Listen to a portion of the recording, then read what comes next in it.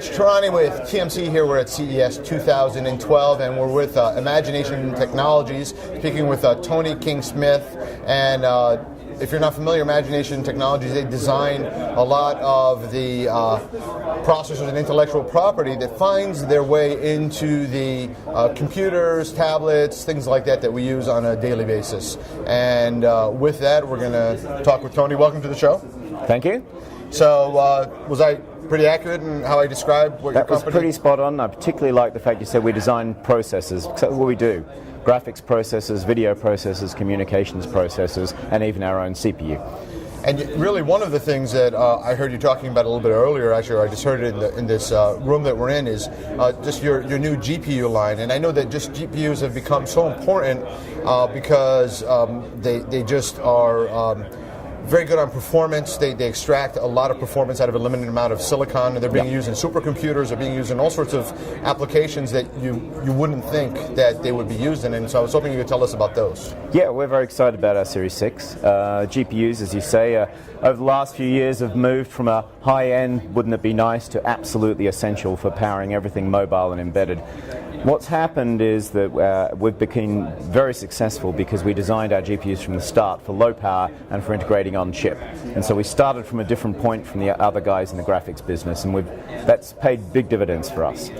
With our Series 6 that we've announced now, using what we call our Rogue architecture, we're taking it a whole new level though now. And the big ticket here is not only is the graphics a lot more powerful, typically 20x from previous generation, but we're talking about putting processing power unheard of before in a chip.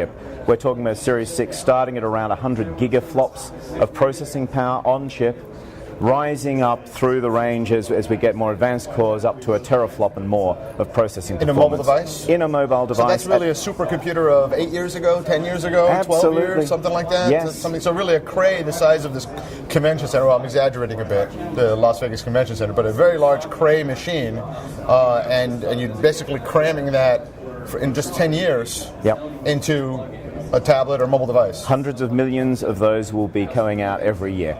And not only that, but it's bigger story than that in that the GPU is a parallel processor. Now, there's a number of us in Imagination been parallel processors for a very, very long time. And it's one of those technologies that's always almost been here. Now, GPU is essential for user interfaces, gaming experiences, making that user experience exciting. But because it's a parallel processor, it scales incredibly well with process technology. This is going to change the whole software industry now, because now there is an installed base of parallel processors using APIs like OpenCL, which is an industry standard, to be able to write truly parallel software. This is a game changer. Okay.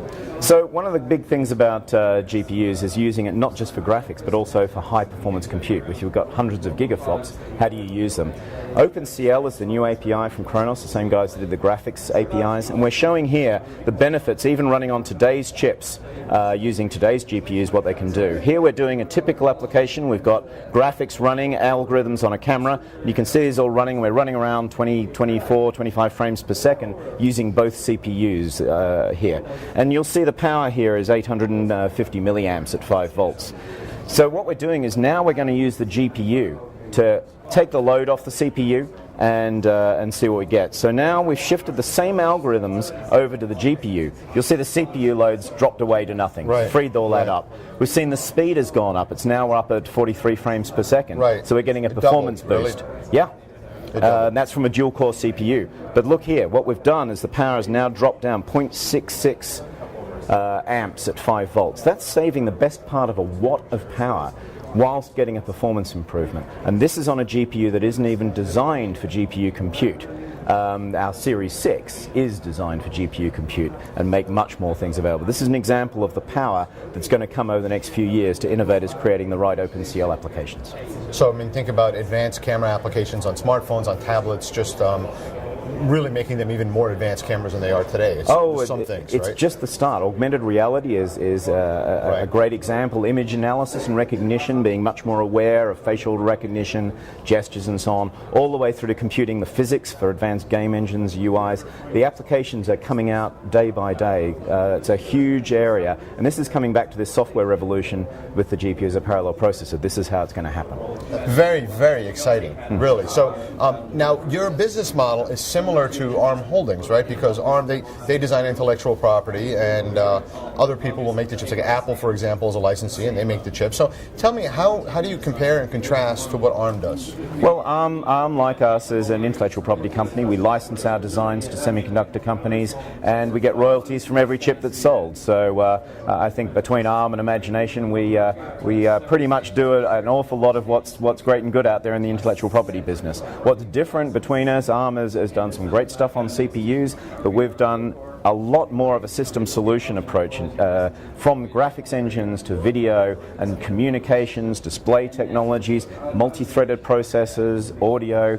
We've got a very broad array of IP, which enables us to tackle many, many more markets and do many more things. Now, does that, so if I can just understand, and I'm going to just read into what you said, does that mean that there's a larger amount of efficiency of using multi-threaded programming to take into account the multi-core processor, so that you're more efficient in terms of your use of all of the horsepower you have? That's a pretty good starting point. There's a couple of things in that. Firstly, hardware multi-threading is part of the DNA of Imagination. It's a technology we use in all of our PowerVR graphics cores. It's the reason why our Meta CPU is different. It uses hardware multi-threading as well. It's in so many of the things we do, even in our communications core. And our business is all about efficiency. It's about getting the maximum performance per milliwatt and the maximum performance per square millimeter of silicon. And that's what differentiates everything we do, is everything is designed to work in a mobile and embedded environment. Now, how does the GPU experience that you have find its way into the CPU products that you make, if at all? The whole thing about a GPU is it's a processor working and doing its own thing. The way you make multiple processors work effectively on a chip is leave them to do their own thing with minimum communication between them. What they are doing in this environment is they're all sharing memory. But they work with memory in very different ways. So a CPU is very, very different to a GPU. Obviously, the program, the host of it is in the CPU, but the graphics processing is a very, very different beast. If you understand how they work together and maximize the ability of a GPU can go off and do its own thing, that's when you get the best performance gains, and that's been proven by our GPU that's been used on every different processor architecture, from x86, ARM, MIPS, SH, and PowerPC. All have been done using our GPU architecture very effectively. Part of that ecosystem that you were talking about is that you also make a communications processor, right? So how does that fit into this? Well, our Insigma processor is a multi-standard communications engine. It's a different processor again. It's multi-standard, it's fully programmable, and it does all of the TV standards, radio standards, all of the broadcast standards. It also does connectivity. It does Wi-Fi, it does Bluetooth, and it'll be doing many more standards. The great thing, again, is as we've been saying for years, GPUs were going to go on chip, and people told us for a long time that wasn't going to happen, and I think we've been proved right on that. We're now telling you the RPU, which is the communications engine or radio processor unit, is going to go on chip too, and we've got an excellent solution. It does more than 20 standards today and is extremely effective. And so it's this family of different specialized processors which is really making Imagination's portfolio excite more and more of our licensees. Now, the radio processing unit, to me, sounds like an interesting solution to the problem that the world has of just more and more wireless bandwidth and needing to process all of the wireless bandwidth, 4G and other technologies. Is that something that's happening? Is the 4G market one area or this radio technology from companies that are wireless carriers? Are they eventually using your solutions as they migrate up into the products that they buy? Well, with the Insigma RPU, we've until now we've tended to stay away from the cellular modems because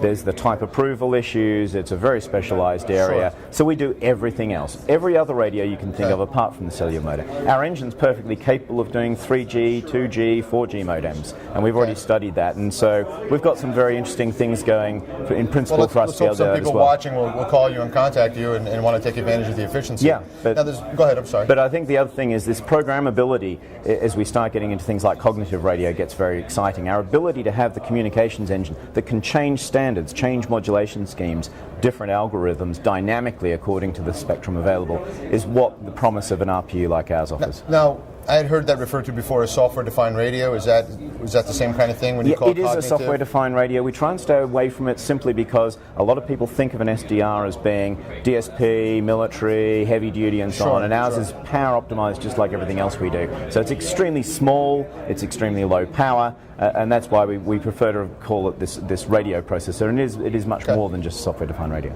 Now, you also have a division of your company called Pure, and they do some things in audio. What do they do exactly? Well, Pure is our consumer electronics division of Imagination. We're both part of the same company, and we use Pure as a showcase, really, of what our technologies can do.